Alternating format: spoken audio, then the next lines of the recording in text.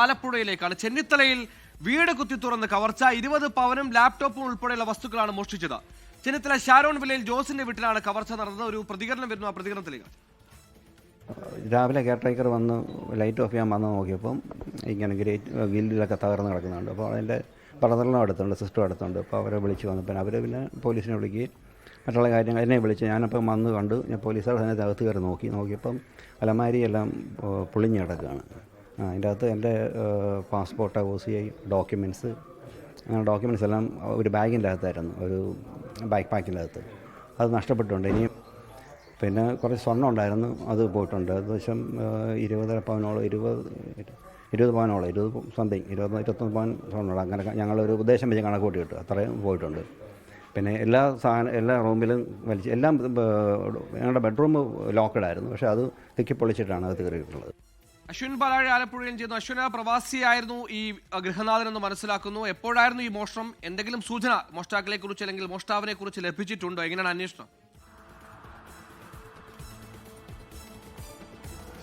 സുഹേൽ പറഞ്ഞതുപോലെ ജോസ് ഒരു പ്രവാസിയാണ്, അവധിക്ക് വേണ്ടി നാട്ടിലെത്തിയതാണ്. ജോസിന്റെ ഭാര്യയുമാണ് ഈ വീട്ടിൽ താമസിക്കുന്നത്. ഇരുവരും വിദേശത്താണുള്ളത്. അവധിക്കെത്തി ബന്ധു വീട്ടിലേക്ക് പോയതാണ് ഇന്നലെ.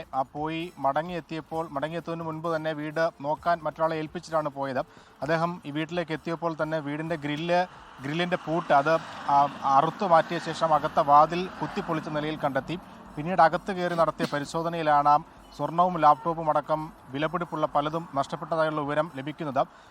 ലാപ്ടോപ്പ്, പാസ്പോർട്ട് അടക്കമുള്ള സാധനങ്ങൾ ഒരു ബാഗിലും സ്വർണം അലമാരിയിലുമാണ് സൂക്ഷിച്ചിരുന്നത്. ഏകദേശം 20 പവനിലധികം വരുന്ന സ്വർണ്ണമാണ് നഷ്ടപ്പെട്ടിരിക്കുന്നത്. ഇതുകൂടാതെ 25 UK പൗണ്ട്, ഏകദേശം ഇന്ത്യൻ രൂപ 30,000-ലധികം രൂപ വിലമതിക്കുന്ന UK പൗണ്ടും നഷ്ടമായിട്ടുണ്ട്. ആരാണിത് ഈ മോഷണത്തിന് പിന്നിൽ എന്നുള്ള കാര്യത്തിൽ ഇപ്പോഴും ഒരു വ്യക്തതയില്ല. ഡോഗ് സ്ക്വാഡ് അടക്കം സ്ഥലത്ത് പരിശോധന നടത്തി. ഈ ഡോഗ് സ്ക്വാഡിൻ്റെ നായ ഓടി ഏകദേശം 1 കിലോമീറ്ററോളം ഓടി സംസ്ഥാന പാതയിലേക്കാണ് എത്തിയത്. മോഷണം നടത്തിയ ശേഷം മോഷ്ടാക്കൾ അല്ലെങ്കിൽ മോഷ്ടാവ് സംസ്ഥാന പാത വഴി രക്ഷപ്പെട്ടു എന്നുള്ളതാണ് നിലവിൽ കരുതുന്നത്.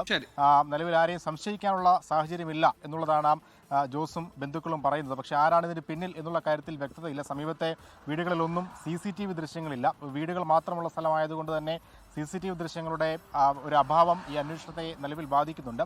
മാന്നാർ പോലീസ് അന്വേഷണം പുരോഗമിക്കുകയാണ്.